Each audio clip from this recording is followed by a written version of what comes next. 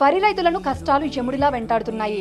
వానాకాలం సీజన్ నుంచి వర్షాభావ పరిస్థితులు ఏర్పడడంతో కాలువలు, బోర్లు, చెరువుల కింద ఉన్న పంటలను ఎలాగో కలా కాపాడుకుని గట్టెక్కారు. ఇప్పుడు యాసంగిలో సాగు చేసిన వరి పంటలను కాపాడుకునేందుకు తిప్పలు పడుతున్నారు. మహబూబ్ నగర్ లో ఏటా యాసంగిలో 1.80 ఎకరాల్లో రైతులు వరి సాగు చేసేవారు. ఈ ఏడాది మాత్రం 2 జిల్లాల్లో కలిపి 80,000 ఎకరాల్లో వరి సాగు చేశారు. అయితే ఇప్పుడు ఈ సాగులో ఉన్న పంటలు కూడా నీళ్లు లేక ఎండిపోతున్నాయి.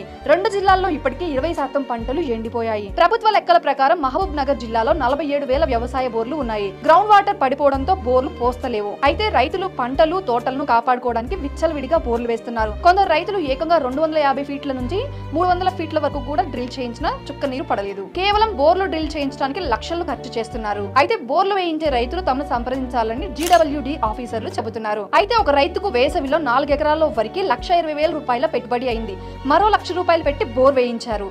కానీ ఇప్పుడు బోర్ పనిచేస్తలేదు. కాబట్టి 10 రోజుల నుంచి పంటకు నీళ్లు అందక ఎండిపోయింది.